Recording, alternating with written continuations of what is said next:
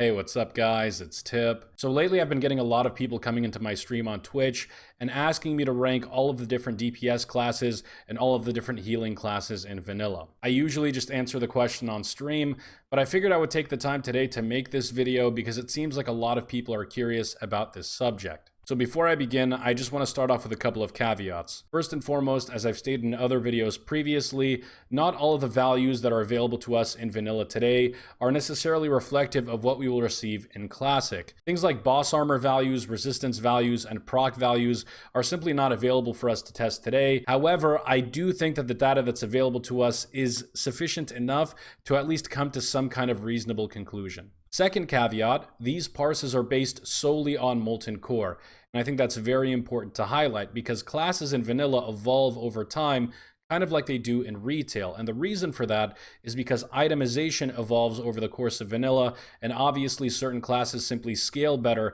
than others. So classes in Noxramas, for example, will be doing very different damage and healing compared to classes in Molten Core. So again, these rankings and these parses are derived solely from Molten Core and are actually taken in the 4th week of progression from a Molten Core run. But with that stuff out of the way, let's begin. Let's start off with the master class in the game, the Warriors. So what you're seeing in front of you right now is a listing of the top 30 parses of Warriors in Molten Core. Again, these parses are recorded on about the 4th week of progression into Molten Core, and the vast majority of these players, in fact, I would say probably all of these players on this list, have cleared Molten Core about 3 to 4 times by this point.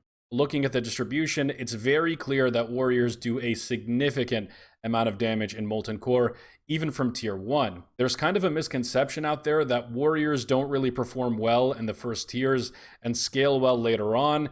That's not true at all. In fact, Warriors in pre-raid BIS are still the top DPS in Molten Core, and we can talk about that a little bit later. But again, a big misconception, Warriors aren't good at the start of vanilla. That's obviously not the case. They are still very strong from the get-go from pre-raid BIS items. I've taken the time to derive averages from these parses, and I found that the average Warrior DPS is 480.2 DPS in Molten Core. Subtracting the highest and the lowest parse on this list, the average turns out to be approximately 477.1 DPS. So again, very strong in Molten Core, very strong from the get-go. Warriors are truly the master class in vanilla. But let's move on now to the Rogues. Like Warriors, Rogues do a tremendous amount of damage in vanilla, and as you can see from this list, they're actually pretty close to Warriors from tier 1. Looking at these 30 parses, the average parse for a Rogue at the top end is around 430 DPS in Molten Core, and when you subtract the top and bottom values, you get around 429 DPS, which is pretty consistent. There are no significant outliers here. It's part of the reason why you bring so many Rogues to a raid. They're just so strong, they're so powerful, and they scale very well like Warriors in the endgame. Moving on now to Hunters. Hunters are actually super interesting in Molten Core because contrary to popular belief, they're actually better than mages in tier 1, or at least slightly better. They barely get the edge off, but they are more competitive than mages, assuming that itemization is going to be progressive in Classic WoW and that all the spell power and spell hit items won't be in the game at launch. Basically, Hunters are a really strong PvE class at their base. However, they do scale pretty terribly, and as you get into AQ and Nax, their damage does fall off significantly, but that's a topic for another video. In Molten Core, they're pretty strong. They rank right up there with Rogues and Warriors, albeit slightly lower, but they are a powerful class, and they do get the edge on mages this early on.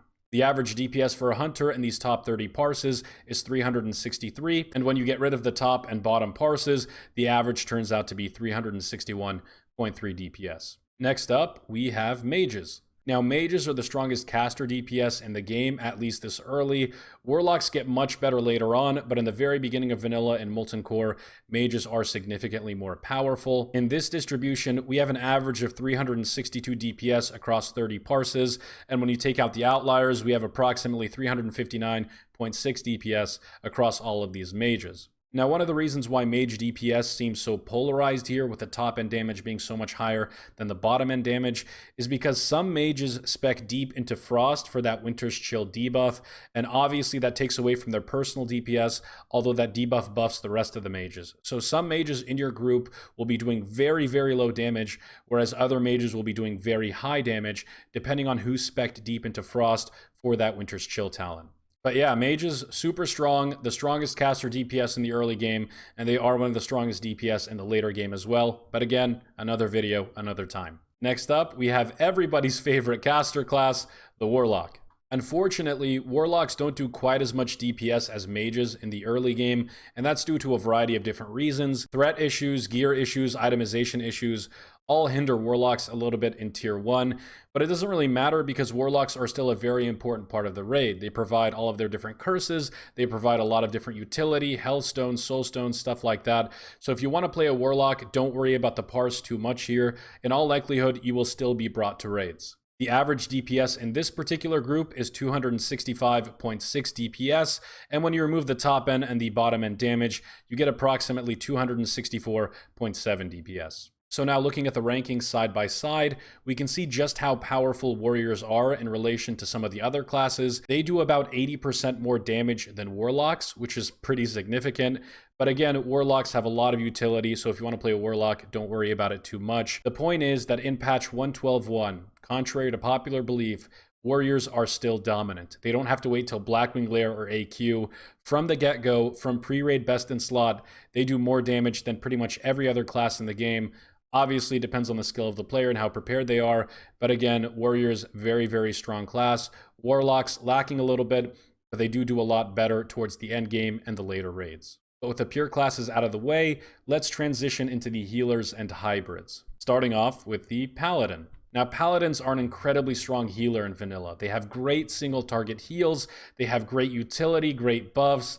Honestly, if you were to look at class usefulness overall, I think Paladin would rank pretty much number 1 in all of vanilla WoW. And when you look at the healing parses, they're actually the strongest healer in Molten Core thus far. The average heals per second for Paladin in this particular group of parses is 259 HPS and 256.5 HPS once you get rid of some of the outliers. Now, believe it or not, there is no DPS parse for Molten Core thus far on this particular server. The reason for that is that Rep Paladins are not particularly strong in raids, they don't do a lot of damage, and they don't really provide anything extra beyond what healers can provide. So people tend to spec Holy as Paladin, and again, there are absolutely no parses in Molten Core as of now in this particular server. But I have a feeling a certain Rep Paladin would like to change that.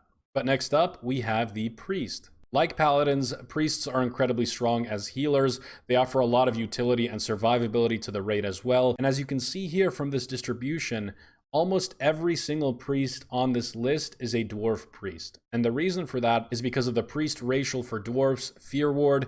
It's incredibly powerful. It's got a lot of uses in Molten Core. And not only does it help boost survivability, but it also helps boost DPS for melee who are spending more time damaging bosses rather than being feared by bosses like Magmadar and stuff like that. So dwarf priests are a very big thing in vanilla.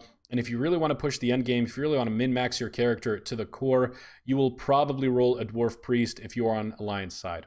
Looking at the average heals per second, we have 223.4 HPS in this particular group of parses, and 221.7 HPS when you subtract the top and bottom parses. Like Paladins, DPS priests don't really get brought to raids, especially in the beginning of progression, at least until patch 1.7 when the debuff slot limit increases. But in Molten Core and Blackwing Lair, you really aren't going to see very many Shadow Priests in all likelihood, at least if you're trying to push content at the highest level. But after Priest comes the Paladin counterpart, Shaman. Now, from a pure HPS standpoint, Shamans don't do quite as well as Paladins or Priests, but they do provide a tremendous amount of raid healing with their chain heal ability, and on top of that, they have all of the different totems, so they have a tremendous amount of utility. The vast majority of Shamans in vanilla will go resto in raids, and as you can see here, there are no parses for enhancement or elemental shaman as of week 4 on this particular server. Long story short, enhancement and elemental shaman don't do very much damage compared to the other casters and other melee of this group, so most people do tend to take resto shamans, although enhancement shamans can come into raids, and the reason for that is provided in my raid composition video. Again, I don't want to get into that too much, but mostly if you are a shaman, you will probably be healing in vanilla. And again, this is your parse distribution. This is what you should expect in the first couple of weeks of Molten Core. The average parses here are 198.6 and 196.9, subtracting the outliers. And finally, our last class in vanilla, The Druid. Like all the other hybrids, you're not going to be seeing any DPS Druids at the very start of vanilla. There are absolutely no DPS logs for any Feral Druids or Balanced Druids so far, except for off tanks, and because they're off tanks, I don't really want to talk about that right now. But basically, if you are a Druid in vanilla, you will probably be going Resto at the very start of vanilla, with the off chance that you might get to be an off tank for some guilds. Feral Druid off tanking is actually pretty good, especially in Molten Core, and you might be a Feral Druid in that regard, but for most Druids, you're probably going to be healing. Looking at the distribution, you can see that Druids don't do quite as much healing as their counterparts. The average parses here are 170.5 and 168.4 minus the outliers. That's pretty low. And that's part of the reason why not many Druids are brought to raids in the first place. While it's true that they provide a lot of utility in the form of battle reses and fairy fire and innervates and stuff like that, most top-end guilds don't die as much in raids, so they don't need as many battle reses, for example. And things like innervate and stuff, they're important, don't get me wrong, but they're not really worth the sacrifice you get in the HPS standpoint. The discrepancy is a lot more visible here in this chart. As you can see, Paladins in Molten Core are actually the kings of healing in vanilla, whereas Druids do lag behind significantly. Although they can provide a lot of good spot healing and obviously heal over time, for the most part, Paladins are going to be dominant.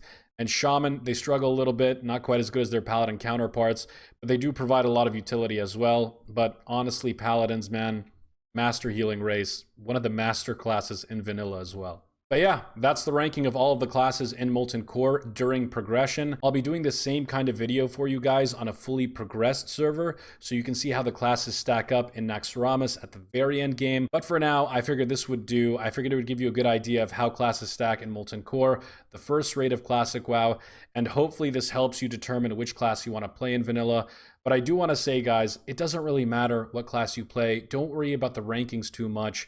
In vanilla, all classes are important. All classes provide something viable and optimal for raids. Don't worry about this if you see that your class is struggling here. At the end of the day, it's all about having fun, all about having a good time. And I promise you, no matter what class you play, you do play a vital role in each raid. But with that said, thank you for watching the video, guys. If you liked what you saw, sub it up and stick around because we got more coming. A special thank you to all my Patreons who help videos like this become a reality. Thank you guys for all of your support. And if you'd like to become a patron yourself, the links are in the description below. But have a wonderful day, fellas. See you on Twitch. And as always, tips out, baby.